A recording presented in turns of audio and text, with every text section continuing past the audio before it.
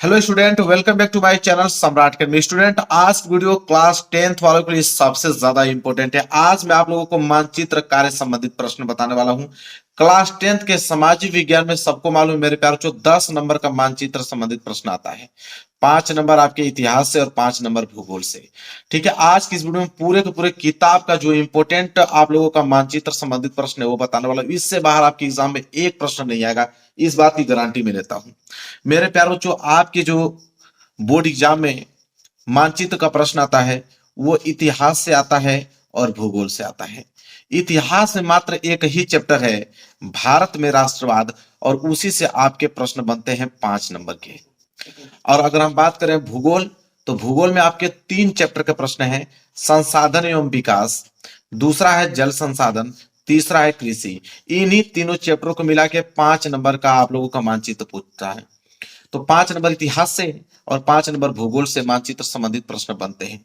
हर एक चैप्टर के most important मानचित्र प्रश्न बताने वाला हूं आप लोगों को, इससे बाहर नहीं। आज की इस वीडियो में 10 नंबर आप लोगों के मानचित्र संबंधित प्रश्न वाले बिल्कुल मैं पक्का कराने वाला हूं। वीडियो को लाइक कर देना, चैनल पर नए हो तो चैनल को जरूर सब्सक्राइब कर लेना। देखिए, यहाँ पे सबसे पहले भारत में राष्ट्रवाद की अगर हम बात करें, तो भारत में राष्ट्रवाद जो चैप्टर है उसमें पॉइंट आता है कि भारत में नव जागरण एवं स्वतंत्रता संघर्ष के केंद्र। ठीक है, उसमें आपके भारत में राष्ट्रवाद का जो पहला प्रश्न है उसको नोट कीजिए।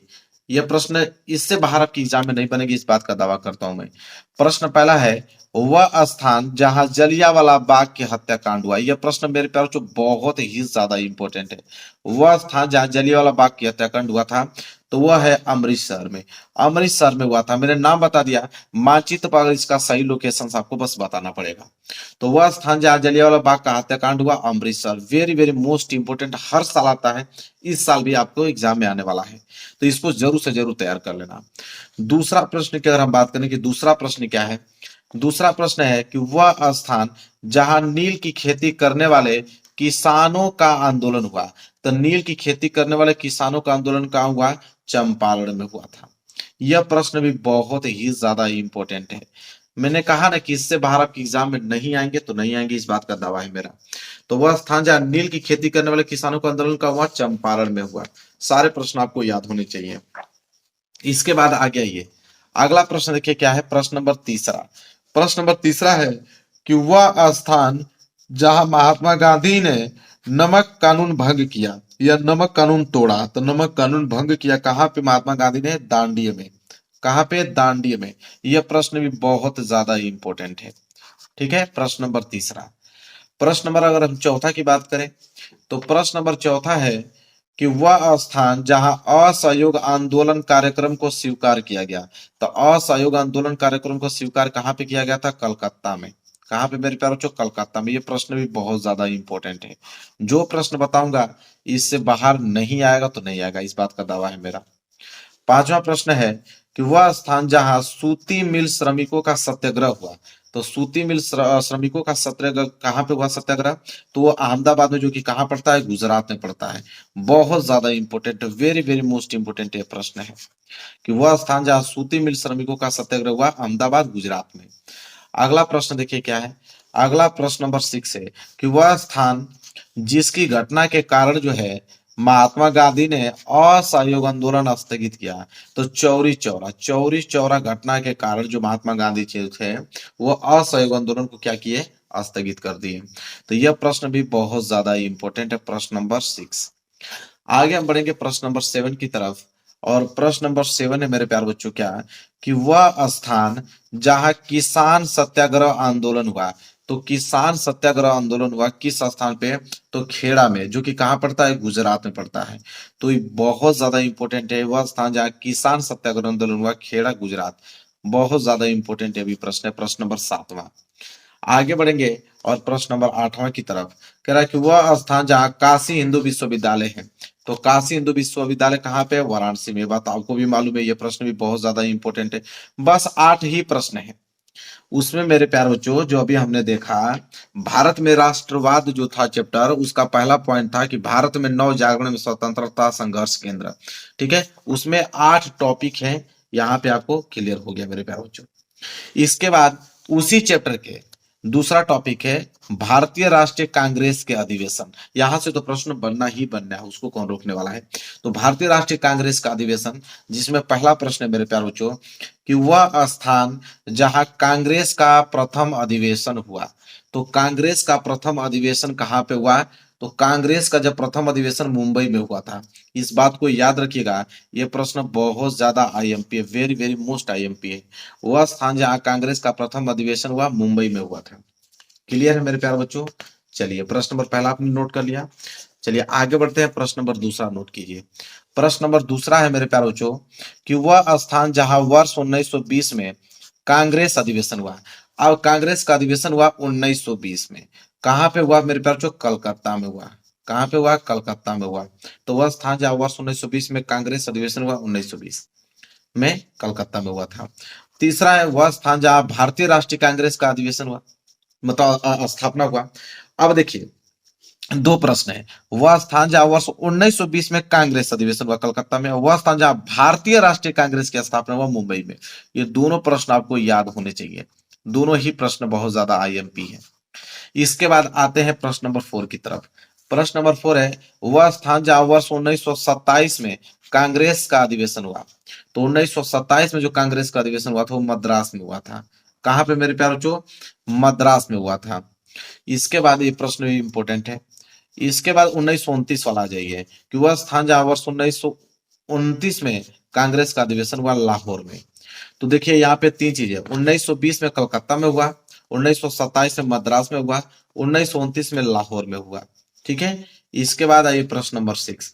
प्रश्न नंबर 6 है वह स्थान जहां कांग्रेस और मुस्लिम लीग का वर्ष 1916 में समझौता हुआ था। तो वह स्थान जहां कांग्रेस और मुस्लिम लीग का वर्ष 1916 में समझौता हुआ लखनऊ में हुआ था। कहां पे, लखनऊ में समझौता हुआ था मेरे प्यारे बच्चों। यह प्रश्न भी बहुत ज्यादा इंपॉर्टेंट है। अब यहाँ पे आपके इतिहास के दोनों टॉपिक मैंने कवर करा दिया। 8 प्रश्न उसमें था, 6 प्रश्न, 14 प्रश्न में पूरा इतिहास के आपके मानचित्र संबंधित प्रश्न जो है बिल्कुल क्लियर हो गए। अब आता है भूगोल। अब यहां से स्टार्ट होगा मेरे प्यारे बच्चों भूगोल। और भूगोल में आपका सबसे पहला पॉइंट जो वो संसाधन एवं विकास से है।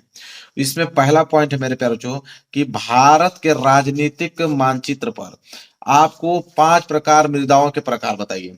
तो ये मेरे प्यारे बच्चों याद कर लीजिएगा, 5 मृदाओं के नाम आपको याद होने चाहिए। अभी बता देता हूँ, वेरी वेरी मोस्ट इंपोर्टेंट है।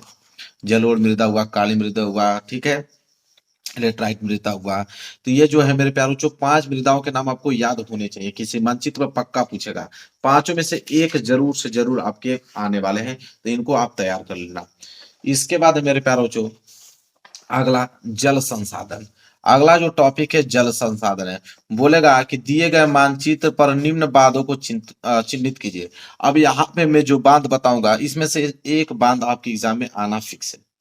ठीक है, हीराकुंड बांध। अब हीराकुंड बांध मानचित्र पे कहाँ है ये चीज आपको बताना ही पड़ेगा, वेरी वेरी मोस्ट इंपोर्टेंट। फिर आपका तुंगभद्रा बांध। तीसरा आपका जो है वो है आपका भाखड़ा नागल बांध। ठीक है, और चौथा जो है आप लोगों का सलाल बांध। पांचवा टिहरी बांध। और छठा जो है वह है सरदार सरोवर बांध। और सातवां है राणा प्रताप सागर बांध। अब यहाँ 7 प्रकार के बांध मैंने बता दिया। अब इन 7 प्रकार के बांधों को आपको लोकेशन आपको मालूम होना चाहिए कि मानचित्र पे इनका लोकेशन कहाँ पे है। यहाँ से प्रश्न बनेगा तो बनेगा, उसको कोई रोकेगा नहीं।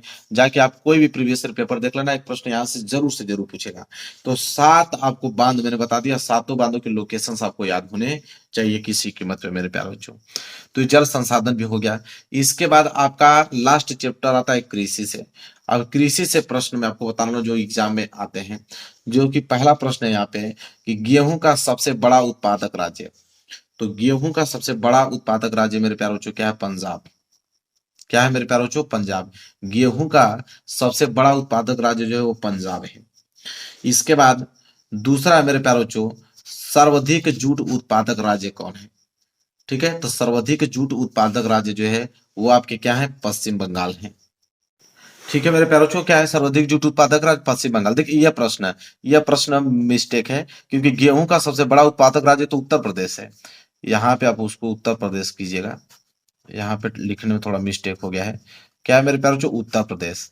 गेहूं का जो सबसे बड़ा उत्पादक राज्य है उत्तर प्रदेश है मेरे प्यारे बच्चों। वहीं अगर हम बात करें जूट का, कि सर्वाधिक जूट उत्पादक राज्य जो है पश्चिम बंगाल में पाया जाता है। इसके बाद तीसरा है मेरे प्यारे बच्चों, कॉफी का सबसे बड़ा उत्पादक राज्य है।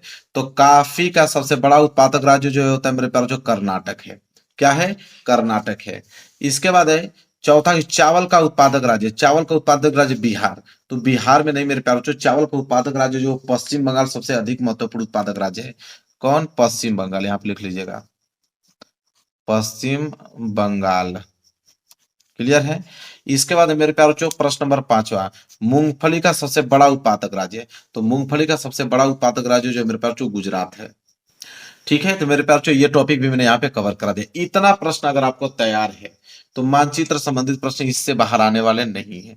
तो मेरे प्यारे बच्चों वीडियो पसंद आया तो जरूर लाइक कर देना, चैनल पर नए हो तो चैनल को जरूर सब्सक्राइब कर लेना। जितना प्रश्न बताया हूँ ये प्रश्न आपको तैयार होने चाहिए मेरे प्यारे बच्चों। तो चलिए मिलेंगे नेक्स्ट वीडियो में, तब तक के लिए धन्यवाद।